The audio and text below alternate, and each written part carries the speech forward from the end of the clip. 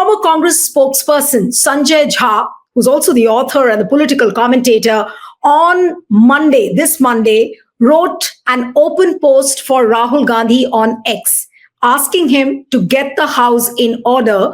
And this was coming amidst reports of Shashi Tharoor having a rift with the Congress party.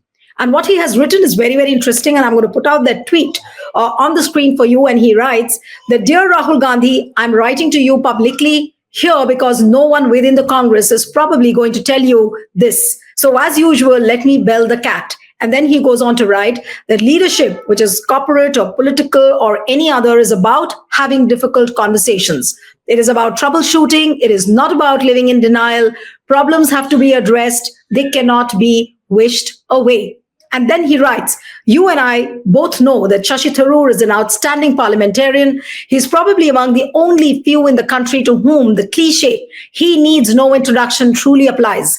It is therefore disappointing that once again, a great asset of the party is being forced to talk to the media to get his message through to you or the Congress leadership.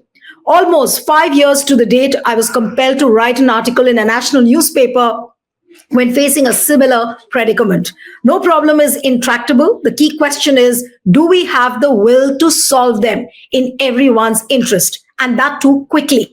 Then he writes, "Congress must be focused on taking on the BJP, but a prerequisite for that is to first get the house in order. This cannot become an ongoing, unresolved challenge for years as it paralyzes the energy and drive of the Congress workers and supporters.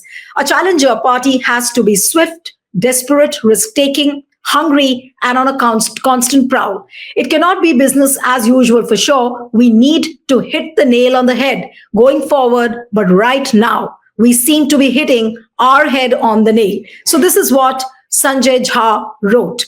I even tried an interview with Dr. Tharoor, and currently maybe he's taken a conscious call not to speak, but that interview couldn't happen. But Sanjay Jha, who wrote this open letter to Rahul Gandhi, and he also is a very good friend to Dr. Tharoor, so I thought of interviewing him this evening. Thank you so much, Sanjay, for joining on HW News on this program called Truth Be Told. And I'm hoping we're going to have some gripping conversation this evening.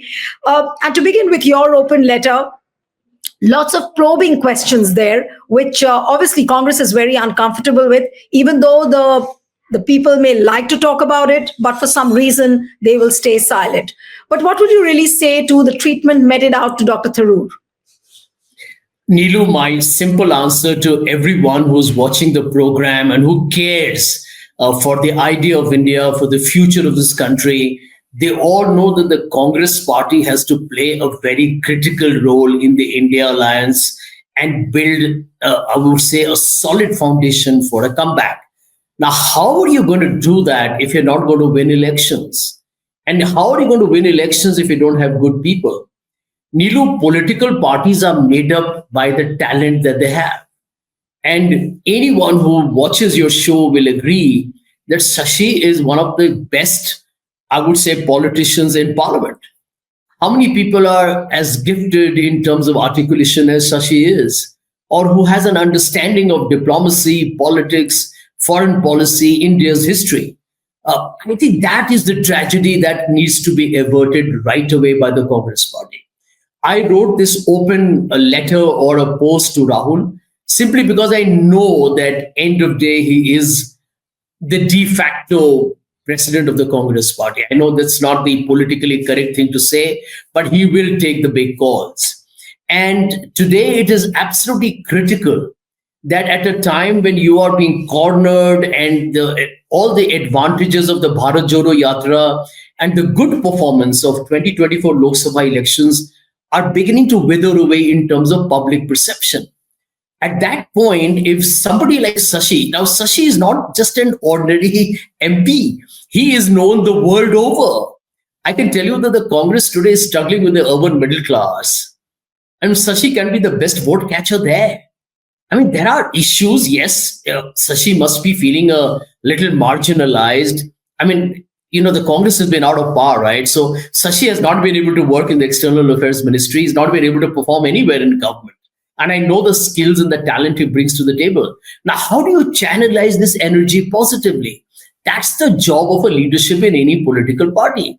The reason why I wrote this is because I don't want the Congress to lose or have a disillusioned Shashi in the ranks. Already, you've seen the example of Punjab. The Congress party could not handle a conflict between Navjot Sidhu and Captain, and you know what happened? You gave away Punjab on a golden diamond plaque to the Aam Aadmi Party. Same happened to you in Chhattisgarh. Again, not been able to resolve conflicts. Rajasthan, another classic example, not being able to resolve the differences between Sachin and Mr. Gehlot, which may have Congress, the Rajasthan Assembly actually. The same, there are problems brewing even in Karnataka.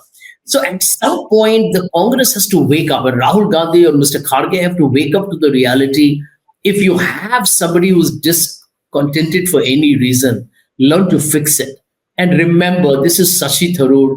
I have known him personally, a wonderful human being, accessible to all. I think he never says no to people.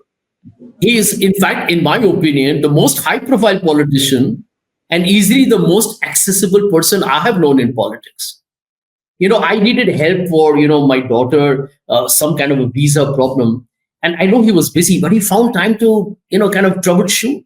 I mean, that's the kind of a person he is. If he has a problem with the Congress, then I think the Congress really has a serious problem of its own. Right.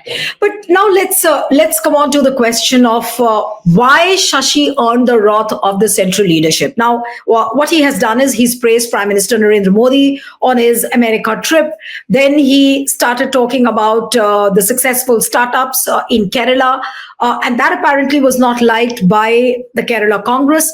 Now, is that a reason enough to sideline a leader like Shashi Tharoor? Because he's known as someone who rises above these petty politics, whether you should like or you should not, not dislike. But has Congress somewhere down the line been unfair, whether it is Kerala Congress or the central leadership, when you start sniding at Dr. Tharoor for making statements like these? Neelu, that's a very pertinent question. Listen, we are talking about a man who could have been a UN Secretary General, who probably is even today, in my opinion, if he were in government, he would have probably been India's External Affairs Minister. And I don't think he would have ever said, "Ab ki baar Trump Sarkar," etc. So I have firm conviction that Shashi would have made and can still make probably a terrific foreign relations person. Now, what happens is when you have been an international diplomat, when you are a learned individual, a regular politician won't understand this, but very often you rise above the petty, the very pedestrian slugfest that happens between spokespersons from, different political parties. Now, I know that ever since Mr. Modi has come in government, it's a very polarized environment. So the BJP will never acknowledge anything good the Congress does, and the Congress wants to reciprocate that kind of compliment. Therefore, Shashi stands out like an oddball. But the truth is that he is being more bipartisan. Now, as far as the US is concerned, let me be very blunt and honest. And I actually personally did not agree with Shashi at all, because I thought on the tariff, Mr. Modi came a cropper. India is buying defense and oil that it need not have bought, frankly, unless it was under huge pressure. Number three, I think if you look at the reality that Mr. Modi was extremely awkward in the way he handled the Adani issue. Look at the US aid drama that is happening at the moment. America is literally making our political parties fight. And you have our government, which is actually siding with America, literally. I mean, it's preposterous. So I feel that maybe Shashi took a view, whether he had all the information, I don't know. But the truth is, I think Mr. Modi scores a big F on his America trip. Of that, I'm personally convinced. Now, but that is Shashi's opinion. What happened probably is that the BJP leveraged that to tell a lot of Congress people, listen, you guys can say what you want, but the best person in foreign policy is saying to the contrary. So maybe that caused a little bit of.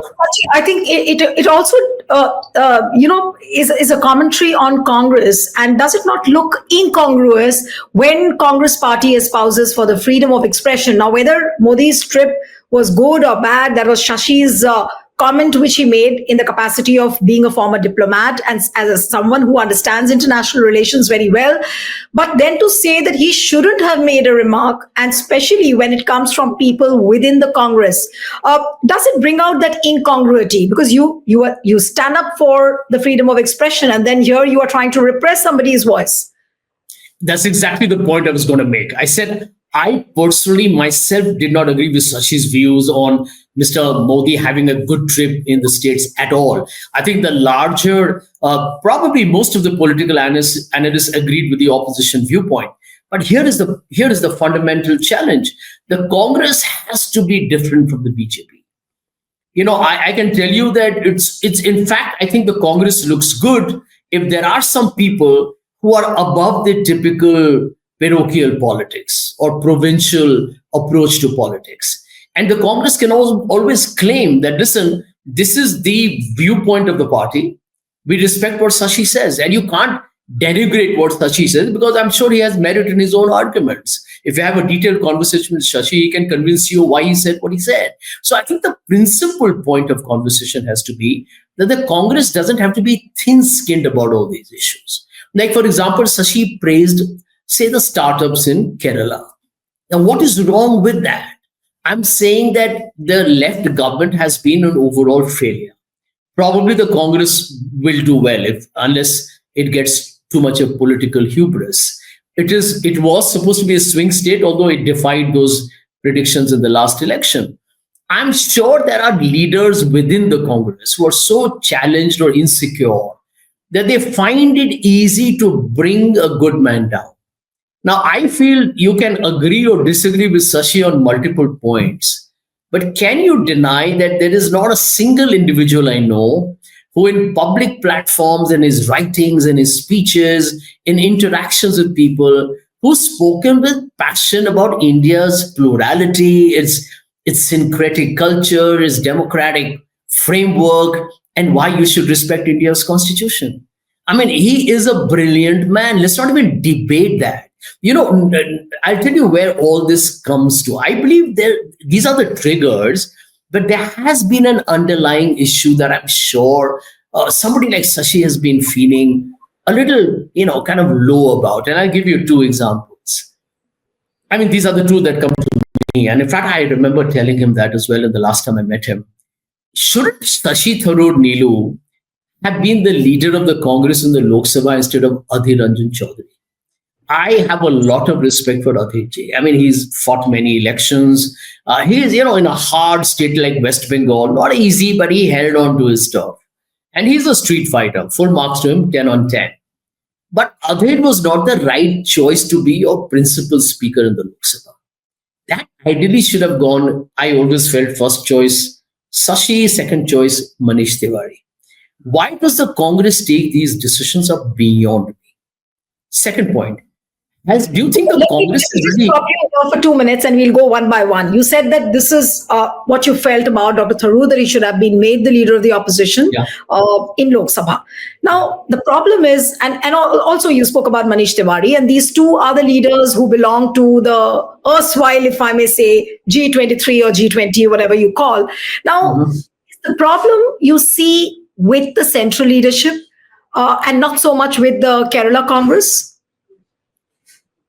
I can tell you one thing, it's a combination. It's an interplay.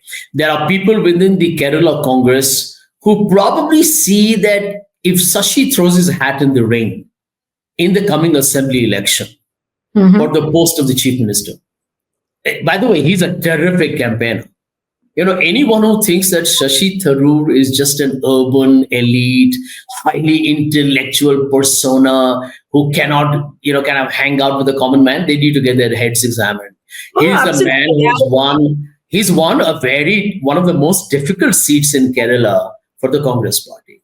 In the last election, he had a tough rival in Rajiv Chandrasekhar, who was putting all his muscle and all the might behind it.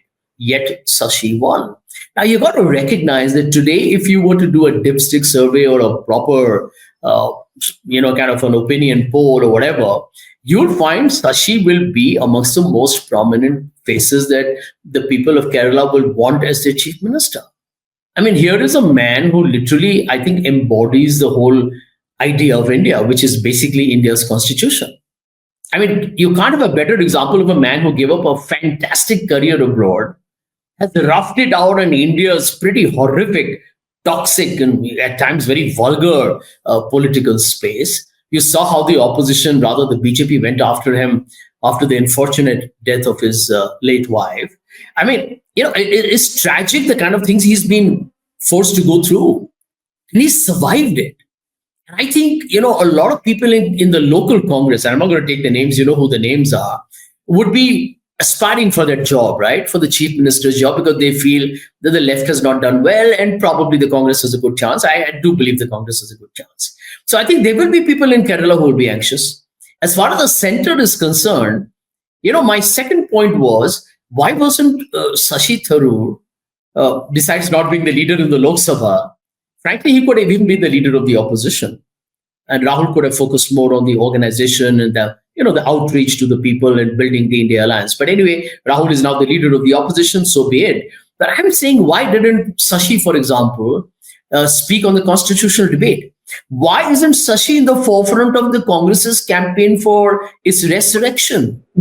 I mean, if I was Congress president, I would be having conversation with Shashi to say, let's target the youth. Let's go and target the young women voters. Let's go and talk to film industry. Let's go and talk to the intellectuals. Let's go and talk to Indian CII and the FICCI and the ASSOCHAMs and the IMCs of the world. You got to engage with industry, with business, with venture capital, with startups. Talk to the foreign institutional investors. I would there let Shashi go to Oxford and the Harvards and the universities of the world to talk about India. Why has it got to be only Rahul Gandhi? You see, this is my message to Rahul through your program, Neelu. A good leader leverages their resources. I have only so much of time, right? If I was a Congress president, the busiest person in the party would be Shashi. The busiest person in the party would be all the best. I can't be sitting there feeling insecure that Shashi will get great media, Shashi will be loved. Then somebody will say, you know what, but Shashi is better than him. Well, if Shashi is better than him, then let Shashi get the job. I want the party to win. I want the country to be running well. It's not about you. This is the missing link that the Congress has to fix. Stay ahead with our cutting edge news app. Instantly access the latest shorts in just 1 minute and breaking news in just 50 words. Download now for a smarter, faster news experience.